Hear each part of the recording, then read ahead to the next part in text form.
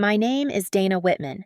I'm 25 years old, and right now I'm standing in my front yard in Claymont, Delaware, tightening the last bolt on the wooden gate I spent 3 weekends rebuilding. It's not much.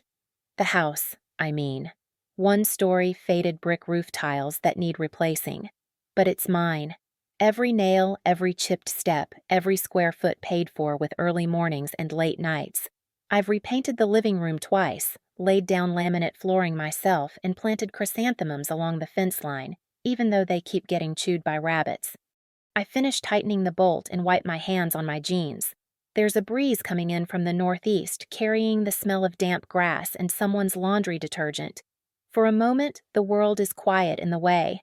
I've come to love no footsteps overhead, no arguments through the walls, just the sound of leaves brushing against each other like whispered secrets.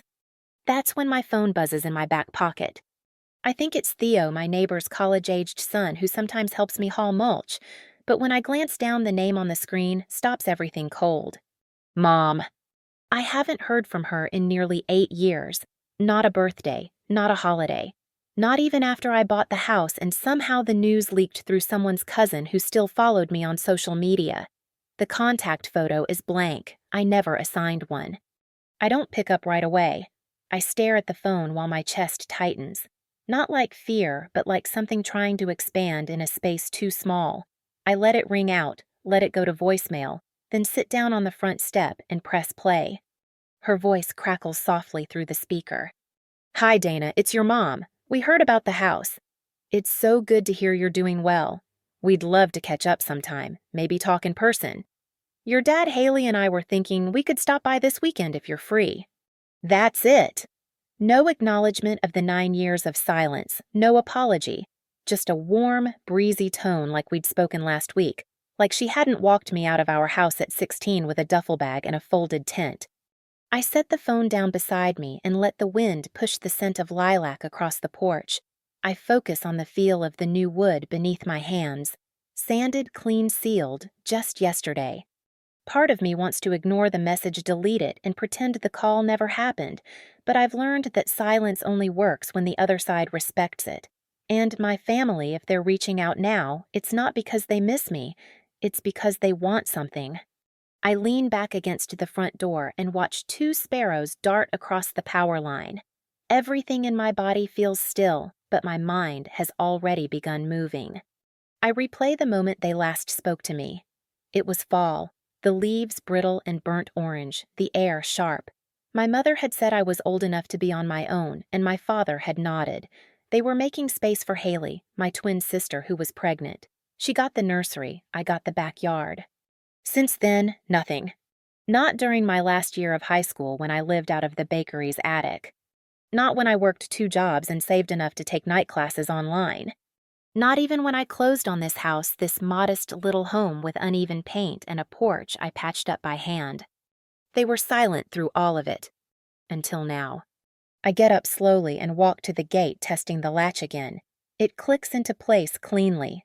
For some reason, that sound steadies me. It's not the call that rattled me. It's the familiarity of it. The tone, the casual re-entry, like I was never missing from their lives, just momentarily set aside. They always had a way of pretending things were fine when they weren't, like when Haley failed 2 classes but still got a new phone for Christmas, or when I once broke down crying at the kitchen table and my mom told me I was being dramatic and needed sleep. They called it peace, I called it pretending. I walk back up the porch and sit down again. My tea has gone cold on the windowsill. I sip it anyway. There's a slight bitterness from steeping too long, but I don't mind. It reminds me I'm here now, fully present, fully real. The yard is quiet again. My tools are still scattered by the fence.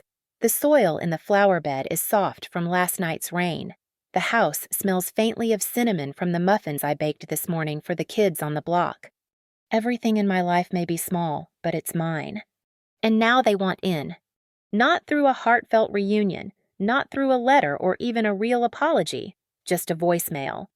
A light tap on the door of a life they once locked me out of. I pick up the phone again and open the message thread. It's blank, of course. No history, just the new voice message and a blinking cursor where I could type something back. But I don't. Instead, I type a single sentence in my notes app, something I've whispered in the back of my mind for years, but never written out loud. Just because they shared your blood doesn't mean they're owed a seat at your table. I hit save, I get up, I gather the tools from the lawn, I close the shed. Then I walk back inside and lock the front door behind me.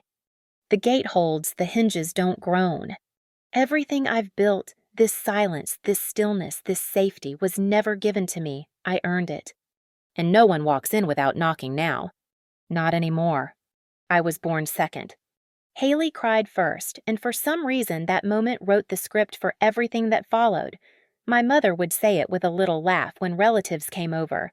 Haley came out screaming lungs strong. Dana just blinked at the light like she wasn't sure she wanted to be here.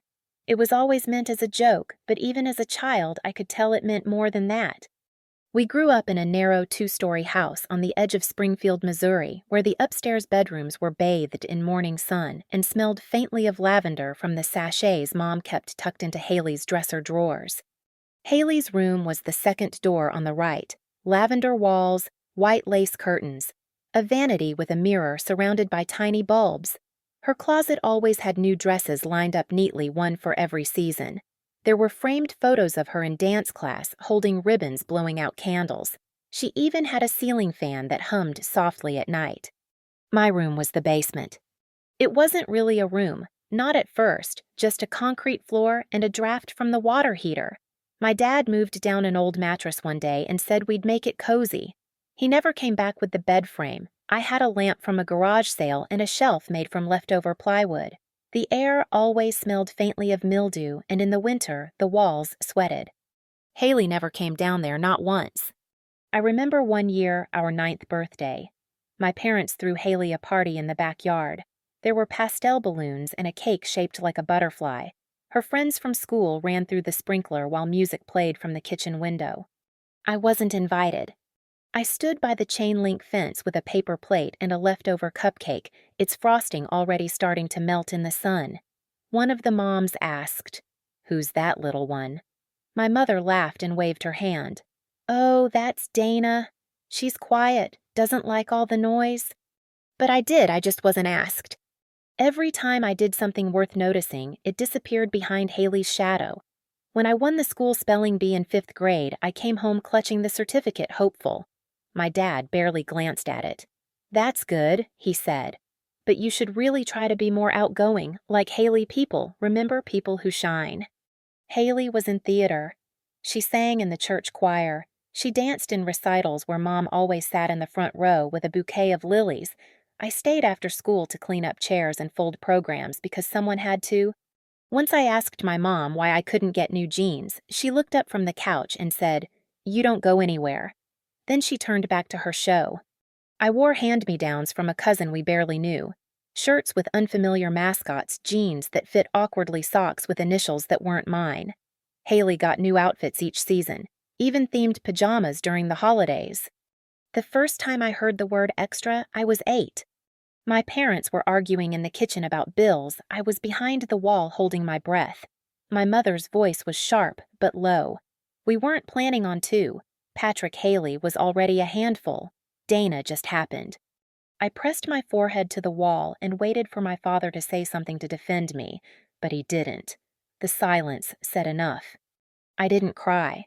Not then. I just went downstairs and packed my backpack for school. I slipped in the spelling book, the one with words like invisible and unwanted that I could already spell in my sleep. After that, I stopped asking for things. No more questions about gifts or school trips. I didn't mention my report cards, which were always clean rows of A's. I learned how to wash my own laundry in the basement sink, how to toast bread on the radiator, how to slip out early and return late so I wouldn't be in the way. That basement became my classroom, my hideout, my whole world. I taped old magazine pages to the wall to pretend they were windows. I memorized recipes and budgets, practicing the math behind every grocery bill. Sometimes I'd hear laughter drifting down the stairs from the living room, Haley's voice, my parents, the television. I tried to listen without wishing I was there. People think neglect looks like shouting or broken plates or bruises, but for me, it looked like silence. It looked like birthdays spent alone with a cupcake that no one remembered. I didn't like. It looked like being told I was low maintenance, as if that were praise. It looked like my name never being on the Christmas tags. The one time I worked up the nerve to ask my mom directly, "Did I do something wrong?" She didn't even look at me. She just said, "Don't ask questions that make people uncomfortable." That sentence lived in me for years. It shaped how I moved in the world. I became careful. Small, I folded my thoughts before speaking, trimmed my emotions to fit the space I was given. I knew, even as a child, that love in our house wasn't spread evenly. It was doled out like dessert. First come, first served, and I hadn't cried first. I hadn't shined. I hadn't been planned. So I learned to stay quiet. I learned to take up less space. I was the second twin. And I was never meant to be the favorite. I turned 16 on a Thursday. There was no cake, no candles, no celebration. I didn't expect one. The year before, no one had remembered until Haley mentioned it 3 days later in passing. My mother said she'd make something next weekend. She never did. That Thursday, I came home from my shift at the corner convenience store. I'd been working weekends and weeknights since school let out. It wasn't legal. Technically, I was still too young, but no one checked if you looked tired enough. The sun was dipping low, casting orange light over the sidewalk. I walked up the path to the back door and noticed something odd on the porch. My suitcase. It was the red one with the broken zipper, the one I used once for a sleepover in 6th grade. It sat upright next to a small duffel bag I didn't recognize. The suitcase was zipped duct tape wrapped around the torn edge. On top of it was a folded blanket. I opened the door slowly. Inside the house was quiet in the way it gets when you know something is waiting. My mother was in the kitchen wiping down the counter, even though it was already clean. She didn't look up. "Dana," she said, still wiping, "there's a tent in the shed." I didn't move. I just stood there, my shoes leaving faint prints on the doormat. She finally glanced up. "We needed the space. Haley's going to need the downstairs. The doctor said rest is important." "What?" Her voice was light, almost casual. "The baby. She'll be more comfortable where it's quieter." I stared at her, then glanced toward the living room. I could hear Haley laughing upstairs, a sudden burst of joy that cut through the silence like glass. My father appeared in the hallway. He didn't meet my eyes. "You're 16 now," he said. "It's time you learned to stand on your own. You can't stay here forever." I looked at them both, waiting for one of them to laugh, to say it was a test or a lesson, or something I could undo by apologizing for a crime I hadn't committed. No one said anything else. So I turned around, picked up the suitcase, and walked back outside. The shed was small and damp and smelled like old paint and grass seed. I pulled out the faded green camping tent from behind a stack of chairs. It took me 20 minutes to set it up. The ground was dry but uneven, and I had to wedge one of the corners with a brick to keep the pole steady. I laid the blanket inside, climbed in, zipped it shut. That was it. That night, the temperature dipped into the 40s. I curled into myself and tried to sleep, but my skin felt raw from the cold, and the grass poked through the bottom of the tent. Through the plastic window, I could see the lights glowing in my old basement window. Haley's new room. I told myself I would figure it out. The next morning, I got up early, rolled up the blanket, and slipped into the house while it was still dark. I used the bathroom, grabbed a granola bar, and left before anyone else was awake. At school, I smiled when I had to. I said I was fine. No one asked questions. After class, I walked back to the store and asked for more hours. Mr. Preston, the manager, looked at me for a moment, then nodded. I started working every evening I could. For dinner, I ate instant noodles. I heated at the gas station microwave down the street. I washed my clothes in the school locker room with hand soap and hung them inside the tent to dry. Some nights I used the library computers to look up second-hand jobs, scholarships, anything. I started keeping a notebook pages filled with every dollar I earned, every cent I spent. Rent wasn't an option, not yet, but maybe if I saved long enough I could find something. A couch, a room, a basement that didn't feel like exile. The cold settled in by October.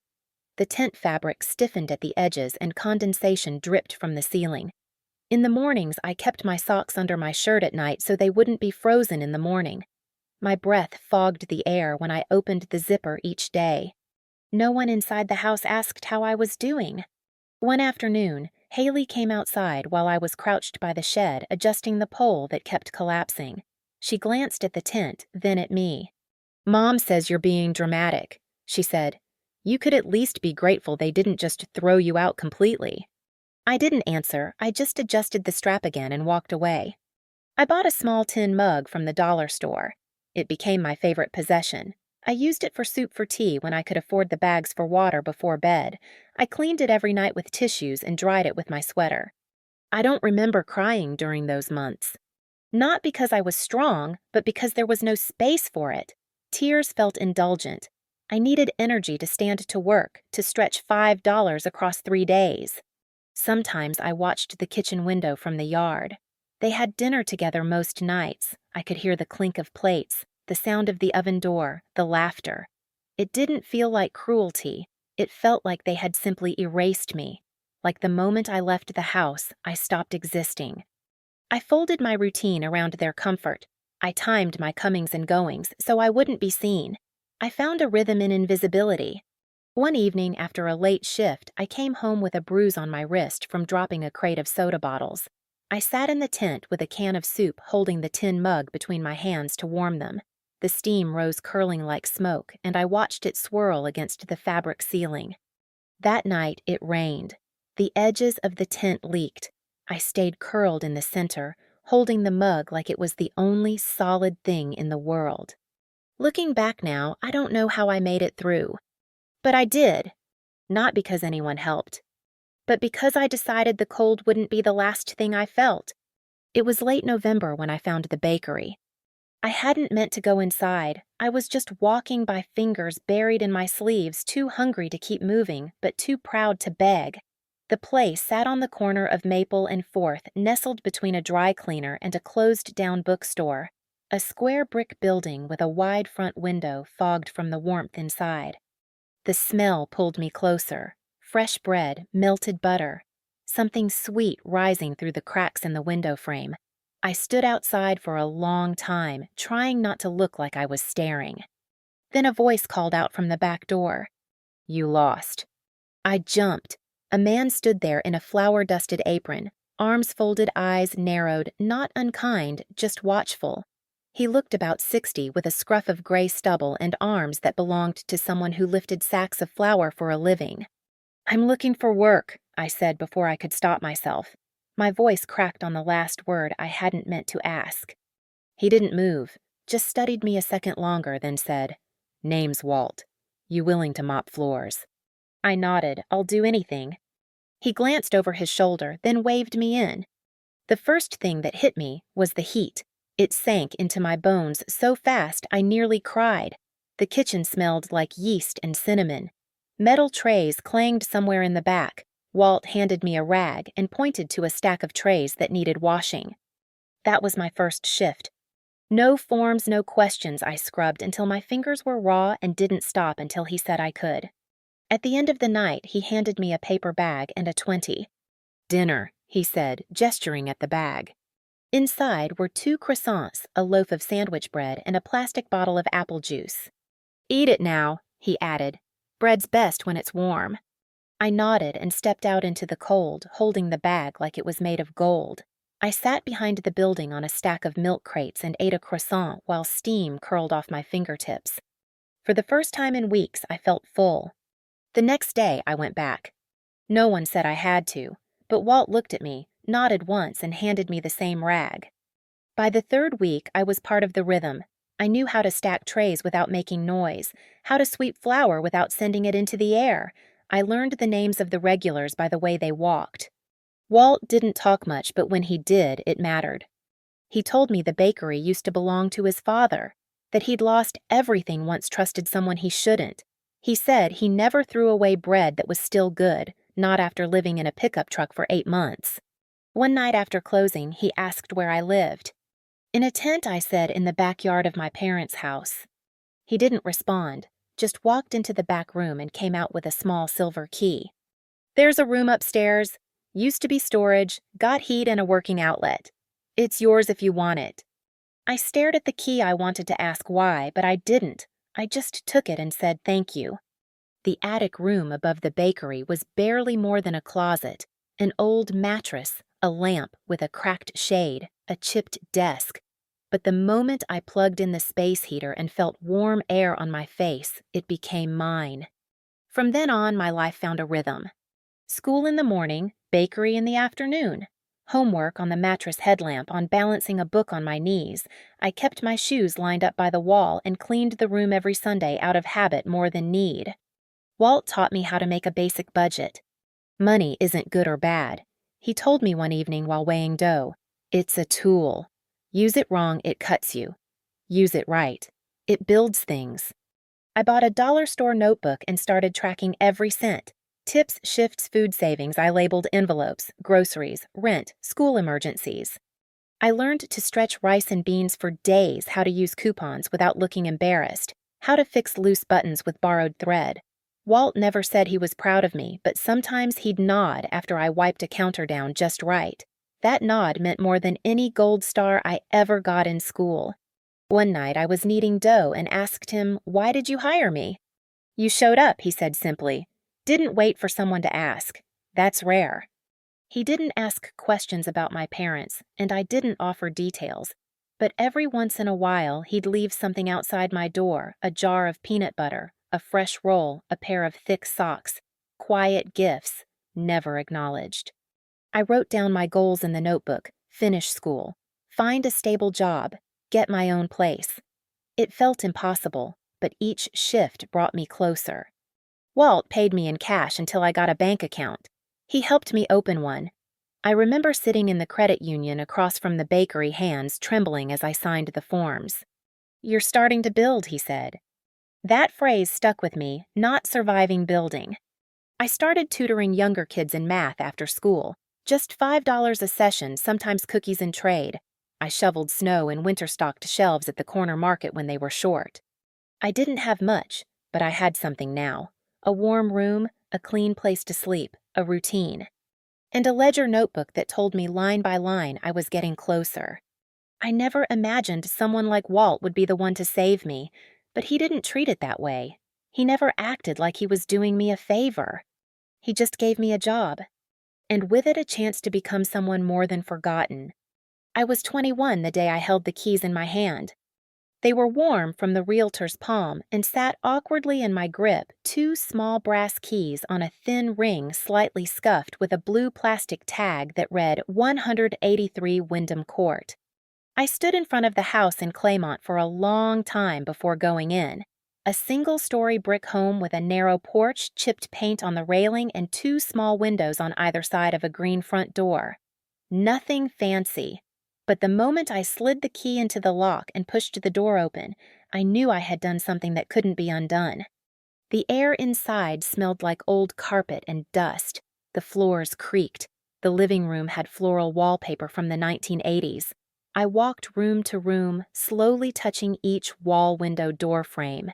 Not out of excitement, but to prove to myself it was real. It wasn't perfect. The faucet in the bathroom dripped.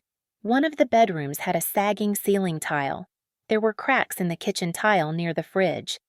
But it was mine. I moved in with a mattress from a thrift store, a folding table, and 2 chairs Walt helped me load into the back of his truck. Over time, I added little things: a bookshelf made from crates, a second-hand rug curtains that didn't match but kept the sun out in the morning. My routine settled quickly. I still worked mornings at the bakery, then studied online in the afternoons. I fixed things when they broke. I planted herbs in small pots by the windowsill. On weekends, I baked extra loaves and gave them to neighbors. A few of them started stopping by, leaving tools or soup or small plants in return. Peace settled in slow like warm tea on a cold day. I learned to enjoy the quiet. I learned what it meant to close a door and know no one was coming through it, uninvited. Then they showed up. It was a Saturday. I was mowing the small patch of lawn out front, earbuds in, when I saw the silver SUV roll to a stop at the curb. My hands froze on the handle. The front door opened. My father stepped out first, his hair more gray than I remembered, but his posture the same, rigid, self-assured. Then my mother, holding a canvas tote and wearing a bright, too-wide smile. Haley followed, her hair tied up, a toddler on her hip, and 2 other kids tumbling out of the back seat behind her. They walked up the path like they'd been invited. I turned off the mower and pulled out my earbuds. "Dana," my mother called cheerfully. "We just thought we'd stop by. Heard you got yourself a house." I didn't answer right away, just watched them step onto the porch I'd spent 3 days sanding and repainting. "It's lovely," she added. "So quiet. You've really done well." My father nodded as if approving a student's report card. "Told your mother you always had a good head on your shoulders." Haley shifted the toddler and gave me a tired smile. "It's beautiful, Dana. Seriously, you should be proud." I opened the screen door and stepped onto the porch. "Why are you here?" My mother blinked. "We wanted to see you. It's been years. We're family." I didn't move. My heart thudded slowly but heavily. "You didn't see me when I was sleeping in your backyard." She ignored that Haley's going through a rough patch. She said gently, "They're downsizing her place, and we've had some setbacks. Retirement fund complications. So we thought maybe it's time we pull together, live under one roof, support each other." I almost laughed. "Live here?" I asked.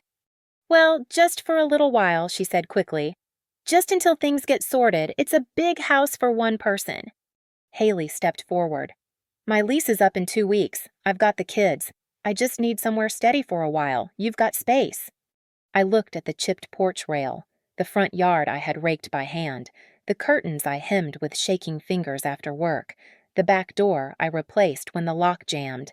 Every inch of this place had been earned with work, not words. "It's not a hotel," I said quietly. My father frowned. "Dana, we're not asking to take over. We just need room. Family helps family." "Like when I was 16, I asked, and you left my suitcase on the porch." The air shifted. My mother's smile tightened. Haley flushed. My father looked away. "That was a long time ago," my mother said softly. "But you remember it," I said. "Good." Haley tried again. "I know things were rough then, but I'm your sister. My kids need stability and you have it." I looked her in the eye. "You're not here because I have stability. You're here because I built it without you, and now you want a piece." "Dana," my mother said, voice thin. "Don't be bitter, it's just temporary." I stepped back inside the doorway. Behind me was a locked cabinet top shelf labeled folder, mortgage papers, deed insurance. I had everything in order. "I'm not bitter. I said I'm careful, and I'm not responsible for you anymore." There was a pause. Then my father's voice, quiet, sharp. "You'll regret this." I nodded, maybe, but not today. And I closed the door. Through the window, I watched them stand on the porch for a minute longer, unsure what to do. Eventually, they turned. The kids climbed back into the SUV. The engine started. As they drove away, I locked the cabinet and stood in the middle of my living room, listening to the silence wrap around me like a blanket. This was my house. And no one was moving in. The letter arrives on a Tuesday. It's thick, official-looking, the kind of envelope that doesn't fold easily. I find it wedged in my mailbox, half covered by the grocery store circulars and a coupon for furnace inspections. My name is typed cleanly on the front, centered beneath the return address of a law office I've never heard of. I open it at the kitchen counter with a butter knife. My hands are still damp from washing dishes. At first, I can't quite understand what I'm reading. It's all language formal, distant, strategic. Then the words settle. "My parents are suing me. More precisely, they are filing a claim for partial ownership of my home, citing family contributions to the plaintiff's financial advancement. They believe they are entitled to shared equity in the house because, in their words, my success originated from familial support and early investments." I reread that sentence 3 times. The paper crinkles beneath my grip. There is no mention of the basement, no reference to the tent, no footnote about the nights I went to bed without heat or food or conversation. I sit down slowly, the envelope still in my hand. The quiet in the kitchen turns heavy. My eyes drift to the file cabinet in the hallway. Locked. Everything is in there, my loan paperwork, bank records, pay stubs, tax filings. But that's not what stings.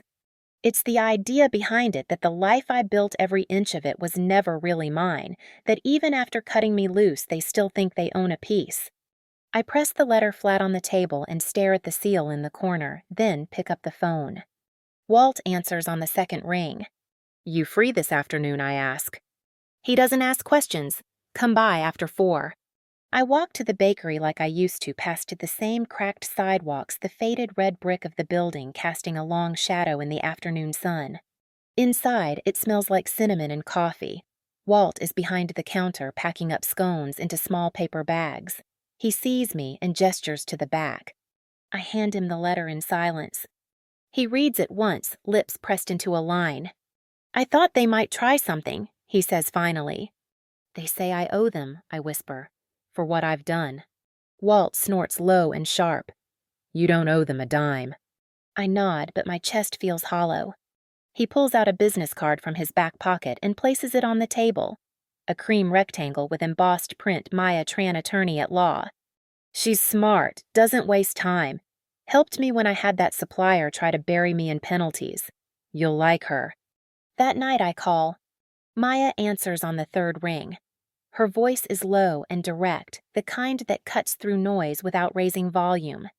"I got your number from Walt Harris," I say. "Then you're already smarter than half my clients," she replies. "What's going on?" I tell her. "Not everything, just the outline." She listens without interrupting. Then she says, "I'll need documents, proof of purchase, all financing earnings history, anything that connects your work to this house." I've kept everything I tell her. "Good, then we'll go through it together." Her office is in a small converted row house near the edge of town. Inside, it's clean but unadorned white walls, tall windows, a shelf stacked with 3-ring binders in color-coded rows. Maya wears black slacks and a burgundy sweater, no jewelry except a plain silver watch. Her handshake is quick, her eyes focused. She doesn't ask how I'm feeling. She asks what year I opened my first bank account. 17, I say, at Citizens Trust. Under your name. Yes, with pay from the bakery. Bring the statements. Bring anything you ever signed, logged or saved. I reach into my bag and pull out a folder so thick the clasp barely closes. Inside are years of stubs receipts, rent logs, tuition emails, even the Craigslist printout for my used dining table. She flips through the first few pages, then nods. "You've got a paper spine," she says. "That's what we need." I don't ask what happens if I lose. "Because I won't." That night, I pull down the storage box from the closet shelf and open the lid. Inside is my old ledger notebook from the attic above the bakery. The front cover is bent and the ink has faded in places, but the numbers are still there. Shifts logged, tips counted, grocery totals underlined twice. I run my hand across the page where I first wrote House Fund in capital letters. The amount started small, $30, $16, but it grew slowly, month by month. The house wasn't a gift. It was a sum of moments no one saw. I stack the notebooks beside the folder. I retrieve the file from the cabinet, the mortgage agreement inspection report, closing documents. I spread everything out across the kitchen table and begin organizing it into piles, chronological by category. Income savings loan approval, repairs property taxes. Evidence not just of ownership, but of effort. I pause only once when I find a receipt for my first down payment check made at a bank in a town my parents never bothered to visit. The letter from their lawyer sits to the side, now a crease down the middle where I had gripped it too tight. They think they can rewrite the story because they were there at the beginning. But being present for my birth doesn't mean they stayed for the work. This house is not a symbol. It's not even a victory. It's proof. And I intend to keep it that way. Maya calls me back into her office on a windy Thursday afternoon. Her tone on the phone is brief. "You'll want to come in today. Bring your ID." When I arrive, she's already seated at her desk, a thick manila folder in front of her, a legal pad open at her side. The office is quiet, the only sound the faint hum of the radiator and the occasional rustle of pages.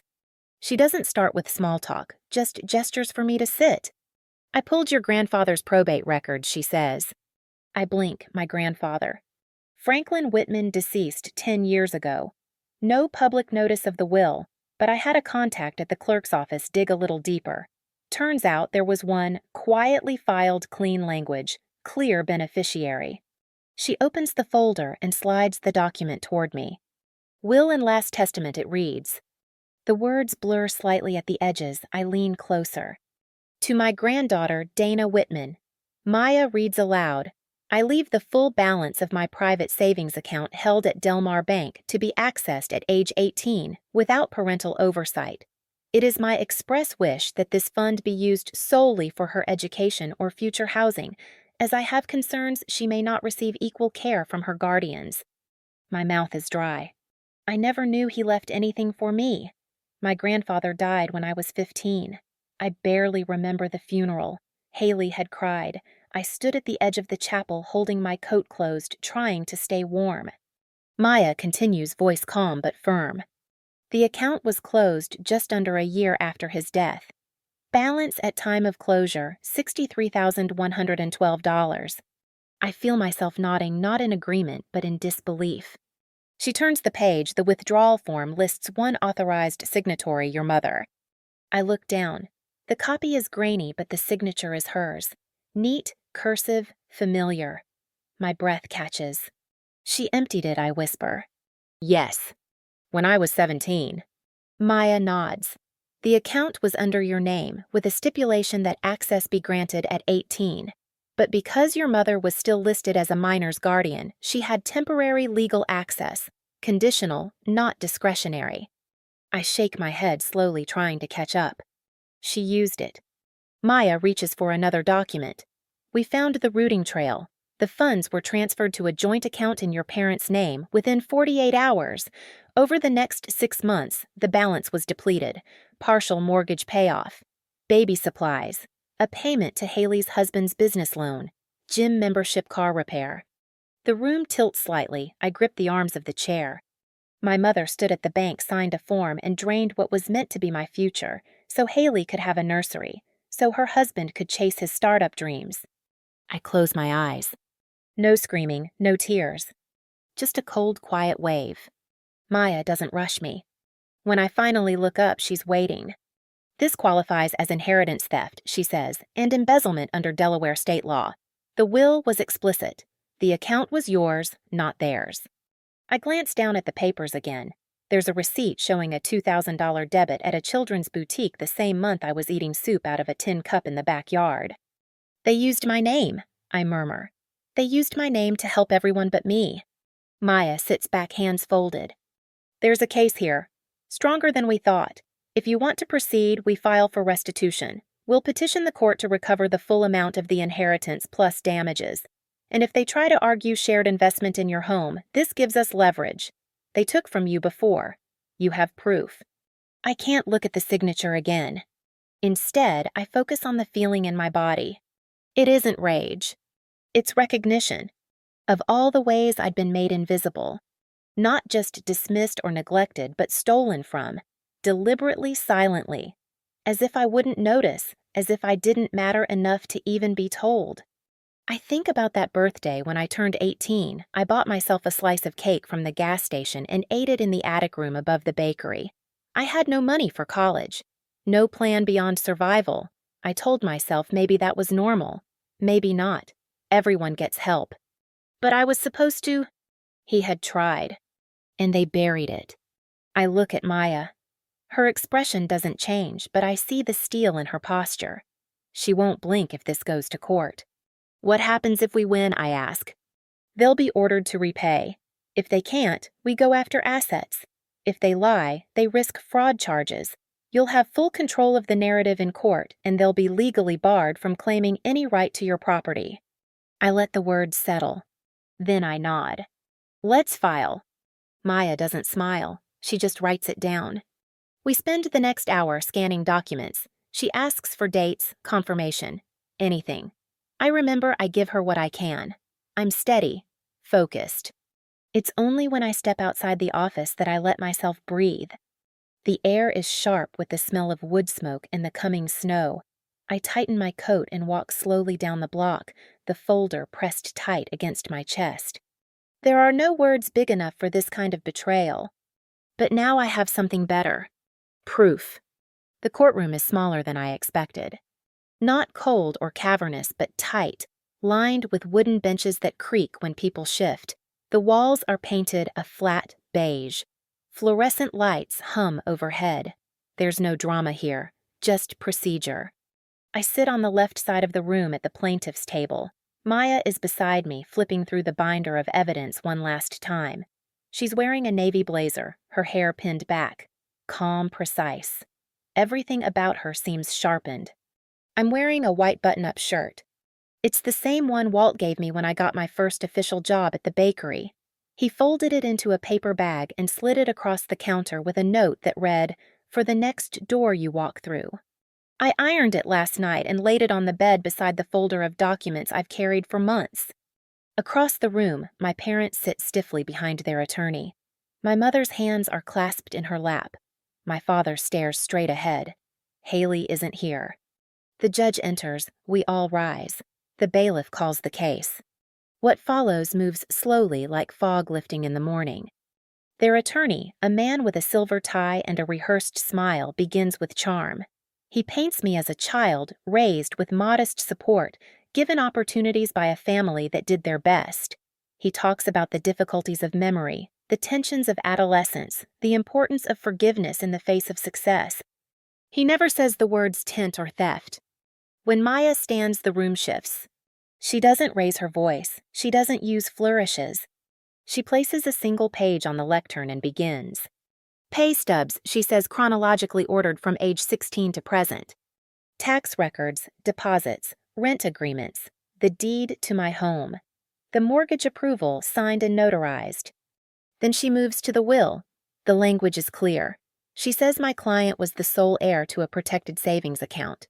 She turns to the forged signature, shows the transaction trail, identifies the withdrawals, the timing, the purchases. She reads out the date of one payment, Haley's baby furniture, made 2 weeks after I failed to pay for textbooks and instead photocopied them at the public library. The courtroom is quiet. When she finishes, the judge asks for clarification on one point. Maya answers calmly, flipping to the relevant page with practiced ease. Their attorney objects once something about context, but the judge waves him off. When it's time for me to speak, Maya nods gently. I stand. I don't tell the whole story. I don't talk about birthdays missed or basement nights or frozen hands holding a tin cup of soup. I just say, I built my life from what I had. I didn't take anything that wasn't mine, but they did. That's all. I sit down. The judge takes a recess to review everything. 28 minutes pass. I count each one. When he returns, he reads the decision without ceremony. The court finds in favor of the plaintiff. My hands go still. The defendants, Margaret and Thomas Whitman, are hereby ordered to repay the full amount of $63,112 to the plaintiff, in addition to $18,000 in damages for unlawful seizure and breach of probate terms. My mother's mouth parts slightly. My father's shoulders drop almost imperceptibly. The defendants shall have no legal or financial claim to the property at 183 Wyndham Court now, or in the future. I feel nothing and everything all at once. Relief doesn't hit like a wave. It lands like dust settling after a long windstorm. Maya closes the binder and stands. Outside the courthouse, I sit on a bench in the shade while she makes a few final calls. Walt texts me, "You done yet?" I reply, yes. Then I walk home. It's quiet on my street when I return. The bakery bag on my porch holds 2 lemon scones and a note in Walt's handwriting, "You kept your hands clean." I unlock the doorstep inside and breathe in the smell of my house citrus soap, old wood, the faintest trace of cinnamon from yesterday's baking. I hang the white shirt in the closet. Then I reach for the picture frame I bought the week before. Inside it, I place a copy of the deed, my name typed cleanly across the top. I hang it above the kitchen table. 2 weeks later, I host my first baking class for kids in the neighborhood. 6 of them crowd into my kitchen on a sunny Saturday morning. We tie aprons too big for their frames and scoop flour into bowls, laughing as it floats into the air like snow. I teach them how to knead gently, how to check dough with the heel of a hand, how to wait without rushing. One of the girls, a curly-haired 7-year-old named Isla, asks me if my mom taught me how to bake. I pause, hands dusted with flour. No, I say, smiling gently, but someone else did. We place the loaves in the oven and sit on the floor playing cards while we wait. Sunlight pours through the curtains. Later that afternoon, after everyone has left, I wipe down the counters and take one last look at the framed deed above the table. It doesn't glitter. It doesn't shout. It just rests there. Proof. I don't need to raise my voice anymore. This house stands for me. Not because I fought for it, but because I built it when no one thought I could. And now every room inside it belongs to the girl they left behind and the woman she became. Donna's story reminds us that sometimes the deepest betrayals are not loud or violent, but quiet, carried out through silence, erasure, and the false belief that someone won't fight back. She was cast aside, left to survive on her own, yet she chose to build instead of break. Every paycheck, every repaired step, every saved receipt became a piece of her quiet resistance. In the end, it was not revenge that defined her, but dignity. Her strength was not in being seen, but in refusing to disappear. If you've ever felt forgotten, unchosen, or underestimated, let this story be your reminder. Your worth is not defined by who acknowledges you, but by what you choose to become. If this story moved, you take a moment to share your thoughts in the comments and subscribe for more true stories about strength, resilience, and justice.